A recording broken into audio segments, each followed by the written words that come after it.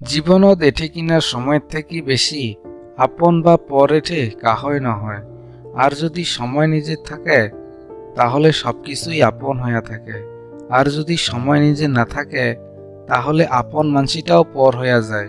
যদি ধারণা করিয়া পান এঠে যে লক্ষ্য পূরণ না হবে, তাহলে এঠে কিনা লক্ষ্য নহয়, নিজের চেষ্টা পরিবর্তন করো। আর যদি আপনি এঠে মদ খান, মন্দির মসজিদ হইলা উনঠে না যান, তাহলে ফির বাড়িত কেনে আইসেন? যেঠে আপনাক জন্ম দেওয়া মা থাকে, সম্মান করা মাইয়া থাকে, প্রেম করা বইনি থাকে, সহযোগ করা ভাই থাকে, আর উপদেশ দেওয়া বাপ থাকে, যার জন্যে বাড়িটাও একটা মন্দির।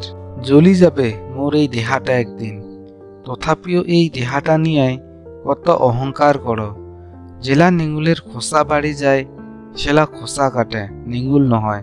ঠিক সেরকম করিয়া সম্পর্ক যদি কোনো বিভেদ আইসে, তাহলে উঠি কিনা বিভেদটা দূর করেন, সম্পর্কটা নহয়। এই সংসারখানত মানসি একমাত্র এমন একটা প্রাণী, যদি পড়িম বলিয়া কয় তাহলে জন্তুর থাকিও তলত পড়ি যাবার পায়, আর যদি উঠিবার চায় তাহলে দেবতার থাকিও উপরত উঠিয়া যাবার পায়। জীবনত এতবারই ভুল না করেন যাতে পেন্সিলের আগত রবার শেষ হইয়া যায়, আর রবারকও এতবারই না ঘষেন এঠে, না হলে জীবনের পৃষ্ঠায় ফাটি যাবে। সময়ের একটা অভ্যাস অনেক ভাল এঠে, আর ওইটা হল যেরকমে না হোক না কেনে পার হইয়া যায়। সফল মানসি সুখত থাকে আর না থাকে ওইটা কোনো ঠিক নাই, কিন্তু সুখত থাকা মানসি গিলাই সফল নিশ্চয় হইয়া যায়।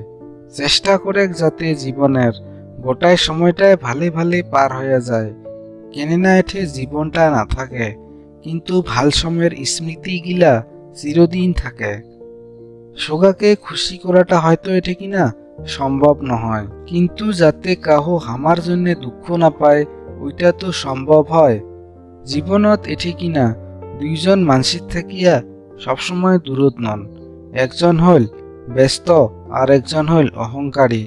ব্যস্ত মানসি নিজের ইচ্ছা মতে কথা কবে, আর অহংকারী মানসি নিজের প্রয়োজন পড়িলেই কথা কবে। জীবন এঠে কিনা ওইটা নহয় যেটা তুই পাইছিস, জীবন এঠে কিনা ওইটা হবে যেটা তুই গড়াবো।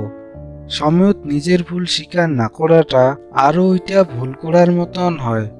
পরিচয় পাওয়ার জন্য করা কাম অল্প সময়ের জন্য থাকে, কিন্তু কামের জন্য পাওয়া পরিচয় গোটাই জীবনটাই থাকে। জীবনের এঠে কিনা সব থাকি বড় গুরু হল সময়, কেননা সময়ে যেটা শিখিয়া যায় ওইটা অন্য কাহই আর শিখিবার না পায়। সবার শেষত ভিডিওখান কেমন লাগিল কমেন্টত জানান, আর ভিডিওখানত একটা লাইক দেন।